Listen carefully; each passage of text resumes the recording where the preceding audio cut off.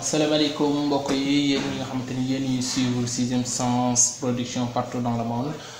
Sixième Sens production nag dafa indi beneen facette ñëw ci wàllu secourisme gis fi jamono ji toll te bépp doomu aadama war na am notion ci li nga xamante ni moo di secourisme ndax feebar yi bëri na accident yi bëri na musiba yi bëri na te tey kenn ku ne war na sauver moromam looloy biiwu secourisme du leen li nga xamante ni du dimbal ndax ku nekk ci jafe-jafe ku nekk ci ay tolof-tolof soxla nga ku la dimbali donc tout un chacun de nous war na am notion ci secourisme loolu tax Sixième Sens production ñëw ci beneen facette muy wàllu secourisme tey nag secourisme leçon bi njëkk jël day doon secourisme ci victime mais ñaari sorte de victime ñu am na victime bi nga xamante ni dafa conscient maanaam victime bi nga xamante ni mi ngi xelam dafa daanu li ko mën a daaneel bare na mën a doon accident mën a doon itam li nga xamante ni feebar muy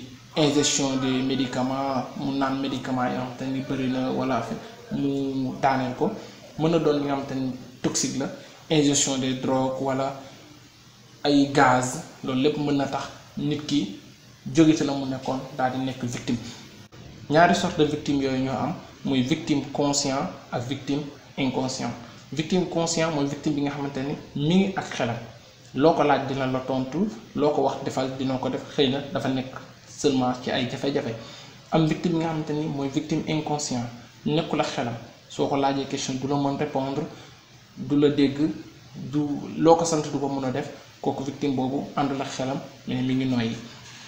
victime boobu nag lañu fas yéene waxtaanee Sixième Sens production wéy leen di abonné ci chaîne bi ndax programme secourisme yi yépp bëgg nañ ko détailler benn par benn.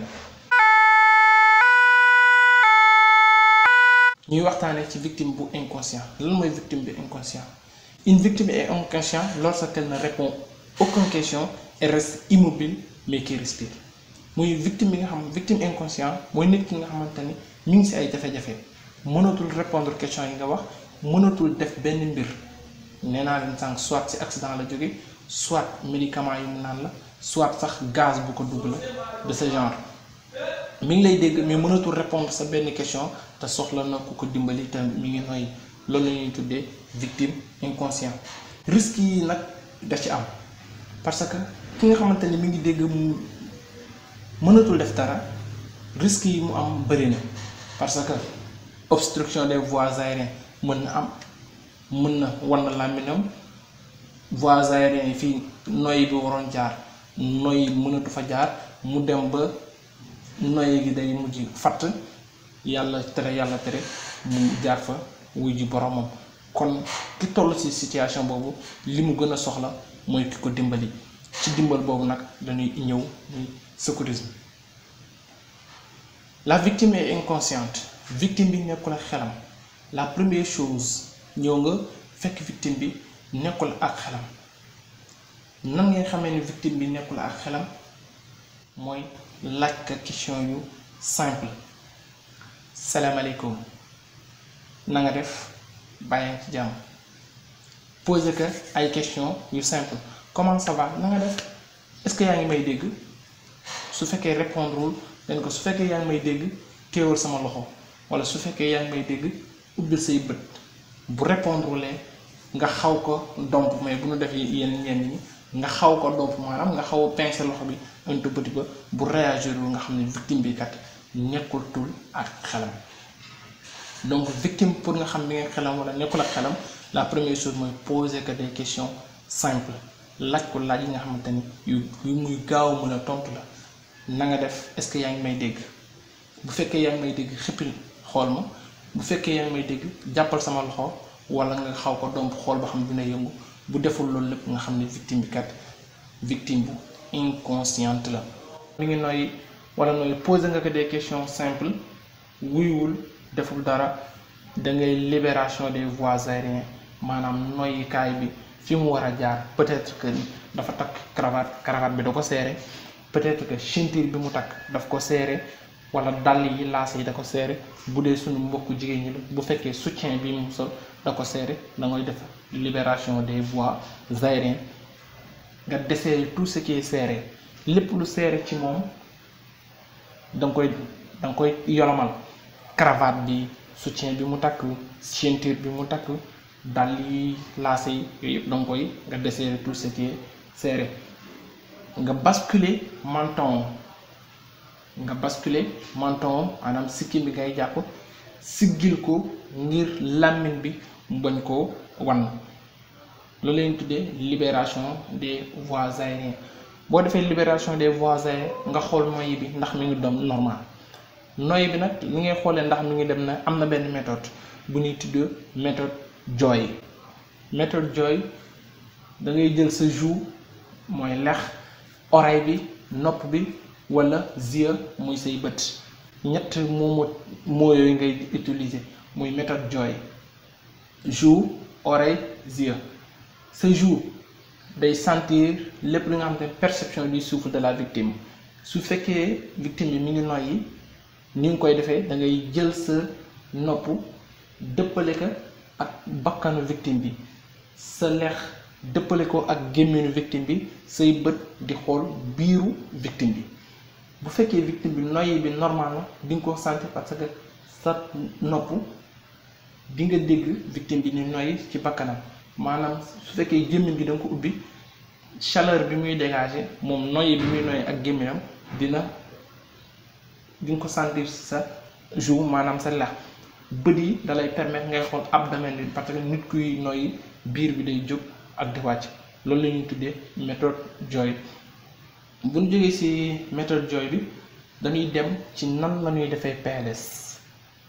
victime bi xool nañu xam na ni victime bi inconscient la maanaam mi ngi noyyi mais àndul ak xelam te noyyi bi mu noyyi itam baax na. kon victime bi lan la soxla fi mu toll nii ku ko jàppale ngir mu génn ci situation bi mu nekk. dañuy utiliser benn position maanaam benn tëraay lañ koy defal. tëraay bi mu ngi tudd PLS muy position latérale de sécurité. tëraay la bi nga xamante ne nit ki da nga koy tëralee wet ngir mu am kaaraange balaa ñi koy sauver mën a yegsi. nan nga koy defee la première chose à faire maanaam li ngay njëkk def da ngay jël loxo bi la gën a jege dajaleel victime bi nga tolloo la ñaari tànk yi. boo tolloo la ñaari tànk yi defar ko ba mu normal nga jël loxo bi basculer ko ba mu am benn angle de 90 degrés. boo ko defee ba pare nga jël beneen loxo bi dëppale ko ak yow sa loxo teg ko ci lexu victime bi. beneen tànk bi nga yëkkati ko mu tegu. bu tegoo nga xam te boo xëccee victime bi rek victime bi dalay daal di fekk si. bu la victime bi fekk see sa loxo bi nga tegoon ci beneen loxo bi nga dëppale woon ci nga rocc ko ndànk delloo ginnaaw tuuti bopp bi ubbi gémmiñ gi nga xamante ni lépp li nga xamante ni muy salte yi nga xamante ni nekkoon na ci gémmiñ bi dina mën a wàcc ndànk-ndànk. lii mooy position latérale de sécurité.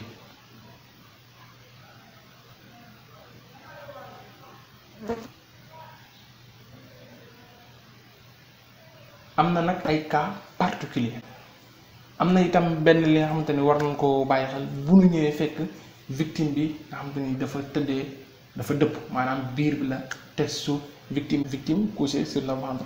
boobu da lay ñaar li ngay def rek mooy bul ko tourner di ko defal position PLS parce que position bi mu tëdd déjà baax na mais assurer libération des voies aériennes. xoolal lan moo seere ci moom nga dindi ko pour yombalal noyyi bi. xam naa looloo doon cours secourisme bi ñu doon waxtaanee ci victime bu inconscient fi nga koy tëralee muy position latérale de sécurité.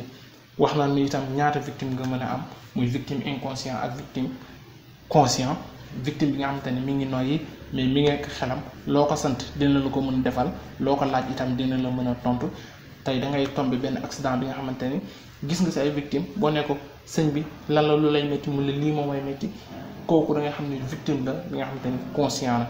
mais victime bi inconscient loo ko laaj du la mën a tontu loo ko def loo du ko mën a def te kooku soxla na dimbal li nga koy def l'état ñi koy dimbali di yegsi muy sapeur pompier muy service de secours yi laataa ñuy yegsi yow li nga ko mën a defal mooy tëral que position latérale de sécurité position bi nga xamante ne dana yombal noyyam dana ko may sécurité laataa ñu koy sauver si mën a yegsi.